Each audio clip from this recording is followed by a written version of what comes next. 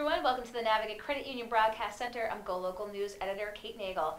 Thanks for joining us at the 3 o'clock hour here. We just had live music in the Alex and Ani Lounge with Casey Blue, but we're going to talk a little bit more academics now as we speak. I would like to now welcome my next guest in. We have Jessica Mulligan from Providence College. Thank you for joining us today. Thank you for having me. And very much want to focus in on your new book, Unequal Coverage. Now this pertains to, of course, the Affordable Care Act, looking at its implementation and specifically who got coverage and who didn't get coverage. You took a look through and said it's, as the title says, not quite equal. So talk with us about, from the outset, gathering the information, sort of when you did the research, but even what you saw when the ACA was being rolled out. Sure. So the book, which just came out in 2018, we're very excited about it, based on 4 years of previous research. It's actually an edited volume where we feature the work of 12 different social scientists who were mostly anthropologists, meaning we do lots of observing of people and interviewing them. So we were talking to people in 9 different states about their experiences trying to get coverage under the Affordable Care Act. So this new huge landmark legislation was passed, and we were really interested, what was the impact going to be in real people's lives? And as you mentioned, was not very equal, right? So for some people, this represented a tremendous benefit where they were able to gain coverage when they maybe hadn't had it for years previously. But we also talked to a lot of people who remained outside of insurance coverage, and they were increasingly bitter about that. And talk with us a little bit about that inequality, if you will, as you said, looking at all the different states and all the different perspectives. What contributed to it? Again, these are, as you said, a very anthropological look at it. Yeah. I know it might be tough to put that contextualization as to putting one pinpoint, but what made it unequal? So one of the big differences had to do with what state you live in. So even though this is a national law, the way it was implemented and rolled out was really different in different states. So because of the Supreme Court decision in 2012 that made Medicaid expansion optional, and so Medicaid was supposed to be expanded to poor adults who were making under 133% of the poverty line. Those are folks who usually fell through the gaps and weren't eligible for any other kind of insurance coverage. When the Supreme Court made that decision, some states went forward with Medicaid expansion, and at this point there's still 18 who have not. Okay. So whether you live in a Medicaid expanding versus unexpanding state, which a lot of times kind of breaks down on that red-blue line, so the red states tend to not be expanding and blue states do, your ability to access coverage is going to look really different. There was also differences based on the income, because this is a means-tested program. Depending on how much money you earn, your eligibility for help would be really different. It varies depending on your age. The older you are, the more you get charged. So your premiums can be up to 3 times higher if you're in the oldest age bracket than for the youngest. And then there's also other kinds of rules, primarily around your immigration status. So many categories of immigrants were not eligible for coverage. And so talk with us a little bit. We talk about the inequality and the unequal playing field. You know, who, from what you've seen and from the research, who really benefited the most? Yeah. So a lot of the people who benefited were people who lived in those Medicaid expanding states, and folks who had incomes that were close to the poverty line or maybe right above it. So they were people who were eligible for some of the most generous subsidies. People who were making even just a little bit more often found that their premiums and other kinds of cost sharing that comes with insurance, like big deductibles, were unaffordable. So even though they had access to a coverage option, they may not have been able to get the care that they needed. So that was one big difference. We also found that for people who had pre-existing conditions and really valued insurance coverage, for example, we opened the book with a story of somebody from Rhode Island who had type 1 diabetes and hadn't been able to get access to insulin and be able to test his blood sugar for almost a decade. But when he gained access to Medicaid, that was really life-changing. So people with pre-existing conditions and people whose income qualified them for some of the most generous subsidies probably had some of the best experiences. Any surprises that you might not have expected when you were looking through this and finding folks examples of how the ACA affected them? Yeah, so one of the things we were surprised by is we really kind of assumed, and remember we started this research right as the ACA is rolling out and there was so much controversy about it, we kind of assumed that was going to go away, right? We thought that this would just become a taken for granted law the way most of our other health laws have been. Even though they've been really controversial at first, Medicare, for example, was incredibly controversial. But after about 2 years, it became a sort of taken for granted entitlement.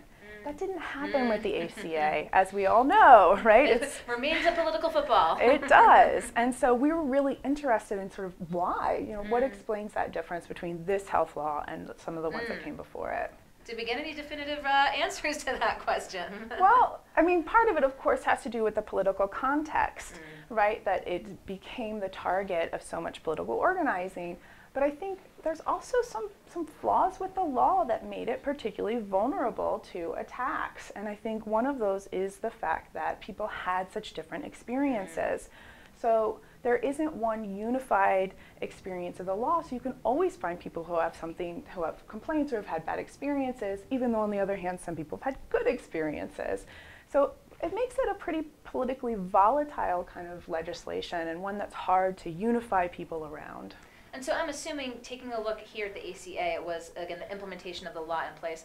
Likely not looking at a new administration coming into office, or?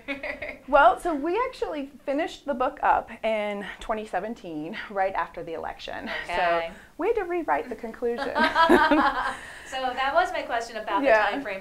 So the conclusion, I'm sure, completely got turned on its head. So what were you concluding prior?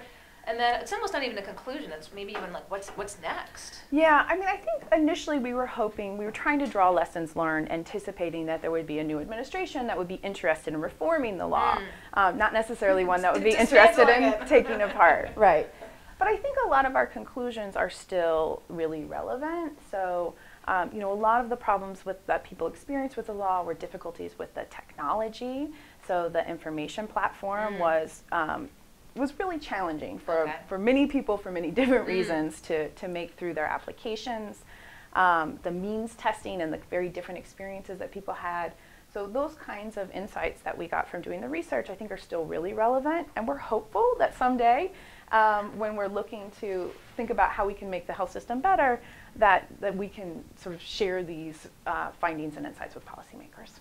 Excellent. And now, of course, we're looking forward here. But you're in academia. You tend True. to grade kids. If you were to grade the ACA, oh my, is that tough to put it? I mean, we have to break it down into different categories for intent and what it's actually accomplished. I mean, there's so many different facets to it. But is that what if folks, are interested in healthcare and sort of want to know? Again, a little bit, it's been 4 years. Right. Well, is that who would be interested in seeing, okay, well, let's pick this apart and see who it really impacted? Mm-hmm.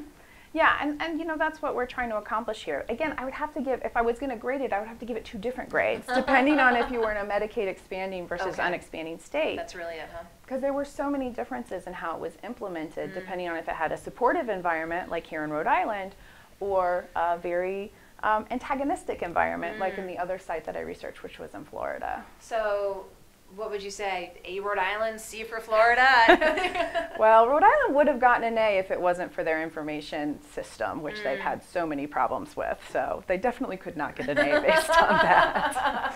Look at a solid gentleman's B. You're right. But how abysmal, was the experience, as you said, in those, non-Medicaid expanding states? Are we talking C's and D's? For sure. I mean, for many people, not only did they not get access to health coverage because they fell through what's come to be known as the coverage gap, but also monies actually went away that used to pay for charity care, that used to pay for uncompensated care at hospitals. So the idea was that money would go away because people were moving into coverage, so we wouldn't need it anymore.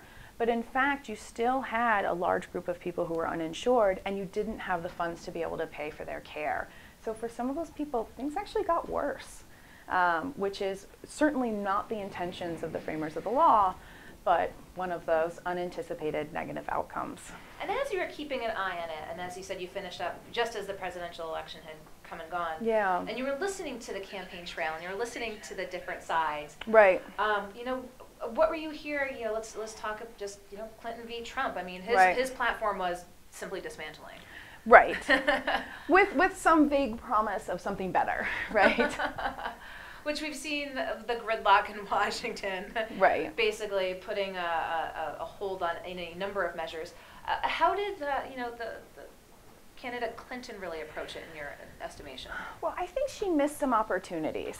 So I think she was too unequivocally positive and was very much wanting to defend it, maybe make some technocratic fixes, but I don't think she really took seriously some of the problems that people are experiencing with the law. And I think that was a missed opportunity. Drag over here just a little closer. Sure. So you said just published in 18. Is this going to be required reading in classes in Providence College next year? I hope so. I'm not going to require it for my classes, but we tried to write it so it would be really accessible to students. There's lots of good stories in there about people's experiences, so we're hoping it'll be in classrooms soon. Well, it sounds like you could enjoy this book if you're in academia or if just you're again taking a look back at the Affordable Care Act. Again, I appreciate you taking the time to come into the studio, tell folks a little bit more about it. Where can folks buy it? Anywhere books are sold, Amazon.com, or it's published by NYU Press, so you can go to their website. Excellent. Well, Jessica Mulligan, I appreciate your taking the time to come into the studio today. Thank you so much for having me. And we'll go around the corner. We'll be right back with our next guest here in the Navigate Credit Union Broadcast Center.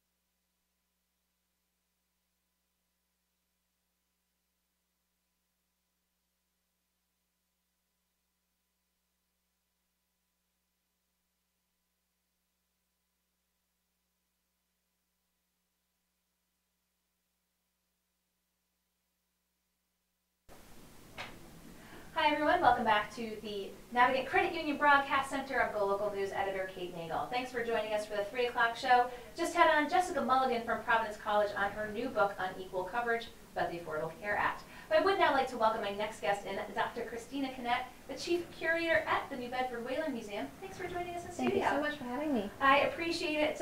We're hoping for a springier day here in downtown Providence, but we're going to take the weather that's given to us, and as we know, that can't do much about the weather, but if you're looking to get out and about and going to the Whaling Museum, you're the Chief Curator. If folks are planning on a visit, what will they find in the museum right now? Well, people have a bit of a misnomer that we're the New Bedford Whaling Museum, but we're also the Old Dartmouth Historical Society. So we tell the regional history of the south coast of Massachusetts as well. And we also have a major international collection of fine and decorative arts. So you really can find almost anything at the New Bedford Whaling Museum. So talk with us about a few of the current exhibits. I mean, how often, if you've visited, recently, I mean, how often does it shake up? Well, last year we had over 16 exhibits change over, so we're very active. We have a ton of programming. I think last year the count was about 250 programs that we hosted at the museum. We have lecture series all the time, so we just are in the midst of the Sailor series. So if you're into yachting, we have wonderful talks with different designers and photographers and all kinds of people involved in yachting, which is fantastic. We also have next week's spring break activities. So we have Right Whale Day on Monday, which is free to New Bedford residents. And we have all kinds of activities. We have a life-size humpback whale that's blown up, and kids can go inside, and grown-ups too. That sounds like that would be a crowd favorite. It's really, really fun. Sadly, we won't have it in time for next week, but if you come back after April 26th, we're going to have a life-size blue whale heart model. That's the same size as a VW bug. That's the size of a heart of a blue whale? It's the size of a heart of a blue whale, and as part of our comparative anatomy exhibits that we're opening actually in partnership with the U.S. Navy. And we're really quite excited about that. So please come after the 26th of April to get a chance to crawl inside a blue whale heart. Well, that answers my question of how often things shake up. The website is fantastic. We'll have links for that as well to see what's at the museum. But you're the curator. You know, we're at the final end of seeing the results of months and years that go into it. And to the average museum goer, they don't know how the process works. I mean, talk with us a little bit, maybe give us a little behind the scenes tour, if you will, through your approach to working with others in the museum and beyond, as you mentioned again, the different exhibits, and how the process starts and the stakeholders, and from soup to nuts, how one goes about creating a new exhibit. Sure. Well, I'll give you an example of a major exhibit we're doing this summer is an off-site and on-site exhibits of our grand panorama of a whaling voyage around the world, which is a moving panorama. It's 1,275 feet long and 8 feet high. And it was a public spectacle that was traveled around the U.S., very much like a similar types of entertainment in Europe at the same time. Ours was shown in Boston and all over the country. It hasn't been seen in its entirety for over 100 years at this point. Oh, wow. And it will be shown off-site in its entirety this summer starting June 30th, and we'll have a major exhibit also at the Whaling Museum main campus. But to answer your question, we've been looking at conserving this piece for over 20 years. I was going to say. We finally, so it's actually like a film canister. Like if you remember film, my friends, the old way, before digital, it was like different spools that were changed out. There are 4 different spools during a performance, and there'd be an intermission. So that action actually had a major impact on the artifact itself. So it's taken us 10 years to raise the funds to conserve the piece, which took 2 years, and now we're ready to finally exhibit it in New Bedford. And we're premiering this summer, and it will be traveling to different sites in the next couple of years around the country. This is a labor of love. It's a labor of love. Because I mean, you have something that's old and needs to be kind of put back together, if you will. I mean, you must have to bring historians in to say, this goes here, and this goes here, because again, this isn't a Lego set. There's not some plans on how to do it. Yep. I mean, that in and of itself must be an involved process. It was a very involved process, and it includes a lot of our community partners, actually regionally and nationally, internationally, because it is a voyage around the world. It starts in New Bedford Harbor, and it goes across to the Azores and Cape Verde, and as you probably know, we have a very large and important Azorean Portuguese community and Cape Verdean community in New Bedford, as well as Latin American and many other new immigrants to the area. So we're trying to use this as the fabric of the city to really talk about immigration and how all of these different kinds of community members and different languages have all come into New Bedford to influence the fabric of our city. And it's a very interactive museum because you have the exhibits, but you do so many talks. I mean, on average, how many talks would one find at the museum a week, would you say? I'd say we have at least 2 or 3 a week, and then we also host a ton of community events and other activities. So we run the gamut. And the summer is a very big season for us, but people always ask, oh, the winters are downtime, and it's definitely not. I think next week's going to be a little exciting with the youth will be served in the museum. Yeah, we have a lot of wonderful docents who do great activities with kids and lots of really fun things. So please come down and learn about whale biology, to maritime history, to fine arts. It's really quite a lot of fun. Sounds like something for everyone, right? There's something for everyone. So we have everything from textiles, beautiful glass, to a discovery center for little kids, and they can climb around in a life-size forecastle of a whale ship and pretend to be on board. And so there's something for everyone at the museum, something quiet, something sophisticated, something fun and smelly and fun to hold. So we have something for everyone. So you can go on the whale ship, you can see the life-size replica of the whale. Will you be able to go into the heart of the whale? Absolutely, yes. So a grown adult can get into the life-size blue whale heart. It's really quite fun. It's huge. I mean, it's coming on a ship from New Zealand at this moment. So we're going to be unloading it and installing it in a couple of weeks. We're very excited. Well, I hope you document that as well, because that sounds fascinating. Again, and what goes into making a museum. You've given us little previews to what to expect. Anything else folks should know about the museum if they're going to either visit now or looking towards the summer?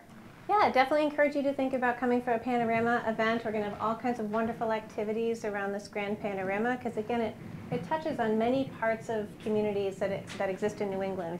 When you walk around New Bedford, I used to live in Europe for quite a long time. It's like being in a little mini Europe, and you hear different languages. There's amazing food, really diverse, fantastic culture there, and we have actually met this morning with my Portuguese advisory committee. So we talk a lot with our committees and our constituents within the South Coast to find out what's important for our neighbors around New Bedford and in Providence, around New England. What are the important stories to tell, and how to get people engaged to feel like our museum represents their history, but also informs people about things they might not know about. Well, it's fantastic. Again, just over in New Bedford, as Christina said, something for everyone and some exciting things to come. I appreciate your taking the time to come here into the Navigate Credit Union Broadcast Center. We'll provide those links for the museum. You can check it out. But thank you for giving us, again, that little behind the scenes. Sure. Yeah, please check out whalingmuseum.org for all the activities that are coming up. We have a lot. It's very active and super fun, so please come visit. Heard it right from the doctor. Thanks so much, Christina Canet. Thank you. I'll let you go around the Thanks corner, for and having we'll us. welcome our next guest here into the Navigate Credit Union Broadcast Thank Center. you so much. Thanks.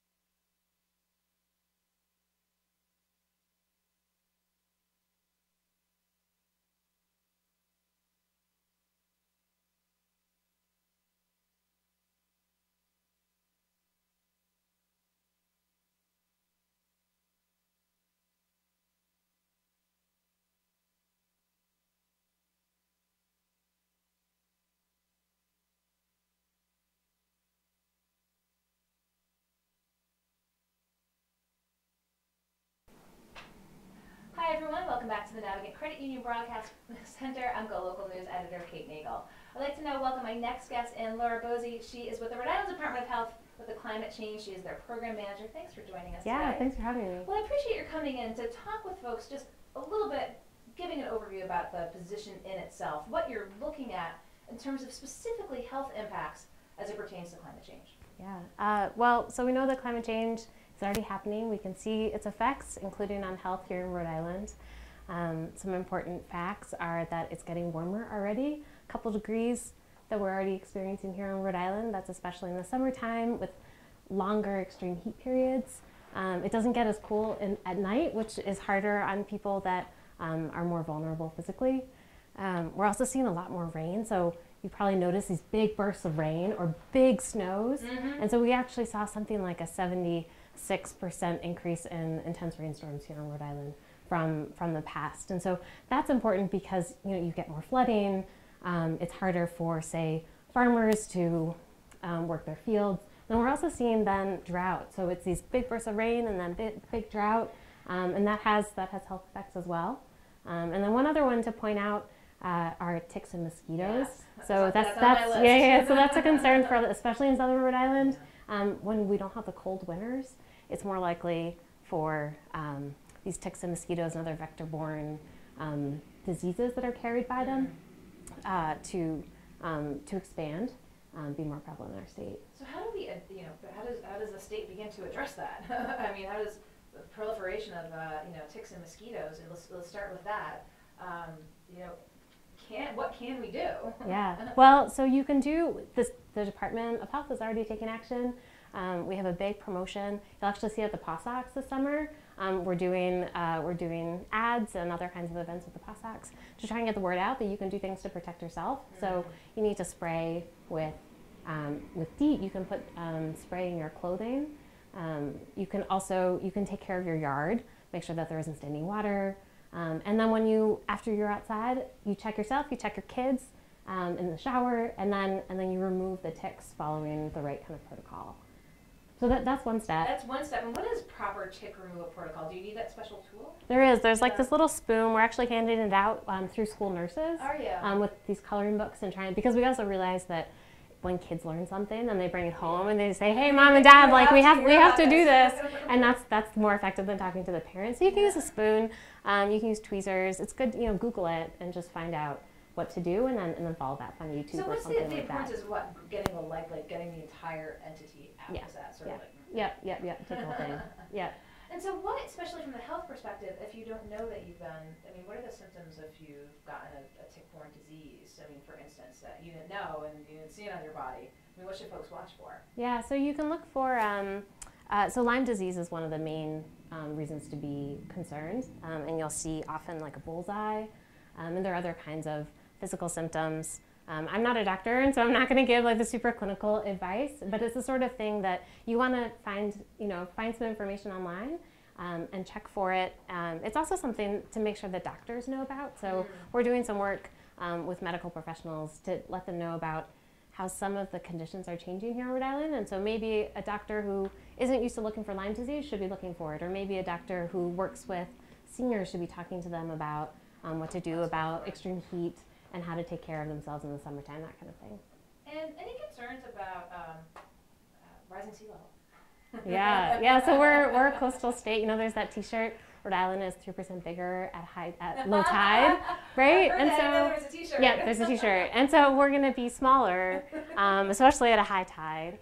And so we're already seeing that. We've seen it increase already, and that's coming, especially for our coastal states. But in addition to sea level rise, we also need to think about things like nuisance flooding. So there was a big it wasn't even a big rainstorm, but there was a rainstorm here in Providence, and I was noticing as I went through that there were just these big puddles. We're seeing it in Dew Point Park, especially at high tide, and so there's more and more flooding. And then the other thing that I think a lot of people don't really recognize is that with storms, it's especially about the wind.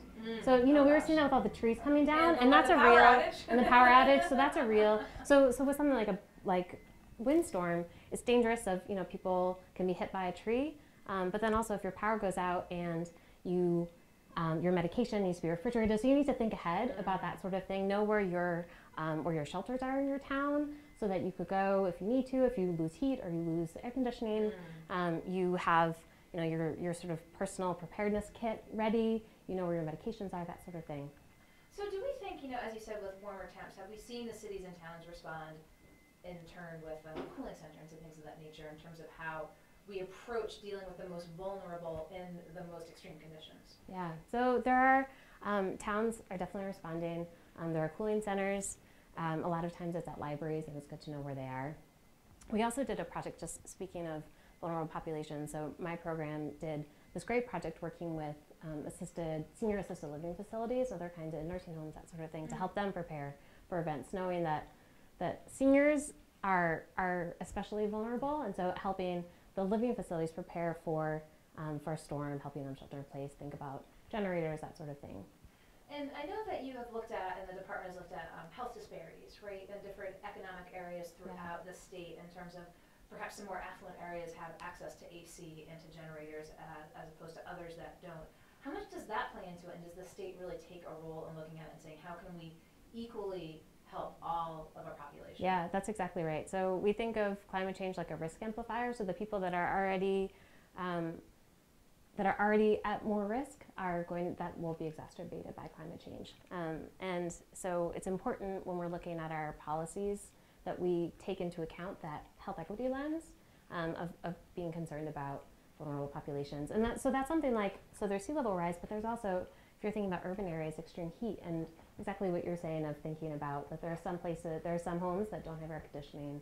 What can we do about that? The state is now developing a statewide climate resiliency action strategy, and the Department of Health is part of that with lots of other agencies, and one of the lenses that we're looking at is thinking about what are we doing for these most vulnerable populations. And so as you're working with different stakeholders on this strategy, when will us as the general public see the results of this? Do we have a time frame, or is it ongoing? The strategy is coming out this summer. Okay. So we'll be hearing about that. But then the implementation is now, and we just keep going. So talk with us. What will we see here as a public? I don't want to, to have the secret sauce out there, but what will be some of the points that we will see unveiled in the strategy? Yeah. So the purpose of it is to identify the investments that the state can make now to better prepare us for climate change. And so it's a mix of infrastructure investments, looking at what do we need to do about our dams or our bridges, transportation, down to at the community level, what can we do to support housing so that it is more climate resilient. So it's across a range, and it's especially focused on what the state can do. So we're going to see the Department of Health at POSOX Games with the tick Yep. removal education campaign. We're looking for the strategy report to come out this summer. What else will we see from the program? Yeah, so we're working on a few different projects on these topics that you just mentioned. We're working on some different analyses around extreme heat and considering some different policies that we could put forward to help. We have this great brochure and a video that they could find on our website. If you're maybe looking to find out a little bit more about the health effects of climate change and maybe share it, you could download it and share it and help spread the word. We're continuing working with our senior living facilities. And then if, I think we're open. The point is that we're serving the public and bringing forth their priorities. So looking for other guidance. Well, I anticipate we likely will have you back in studio when this strategy report is released, but again, likely to see the Department of Health and the climate change program again at the POSOX Games this summer. Will you be other places as well? Is that like your focal point? Yeah, where else are we going to be? So we certainly have a social media presence. We like to do tabling at community events, someplace where we can actually have a conversation with people. Yeah. I think that probably covers it. So we've seen, we do know temperatures are getting higher. Yeah. Yes. And have we seen research about, is it on par with what we thought, or is it getting higher quicker than anticipated? Well, I'm not sure about heat. I wouldn't be surprised, but certainly the projections about sea level rise and precipitation, that kind of thing, it's tracking on the kind of the worst projections. So when climate modelers are doing their work, they're thinking about, well, what's the range of what could happen in the future based on these different emission scenarios, like how much carbon dioxide we're putting out into the atmosphere, but then also how our global ecological system reacts to it. And so like researchers in the Arctic have been finding that actually the ice has been melting faster than they anticipated, that sort of thing. It's really, the Earth is pretty complicated. It's hard for us to know everything. And so what we found is that it's on the high track. And so we need to do more to lower it as much as we can. And so our program is focused especially on how to adapt to climate change, but the Rhode Island government is certainly also focused on how we reduce our emissions and do our part, and that's really important too. A multi-pronged approach, but I appreciate you taking the time to come in here and give folks a little bit of an insight as to actually what takes place here in the climate change program, and you're the manager, so you're the expert on the issue, but if you see them out at events, go up, say hello, ask your questions. If you see them at the POSOX game as well, I appreciate your taking the time Thanks to come so much, in. I really appreciate Laura it. Rosie, thanks so much. Thanks I'll let so you go much. around the corner. Okay. Laura Rosie with the Rhode Island Department of Health is the Climate Change Program Manager. Appreciate your taking the time to come here and put out a great broadcast.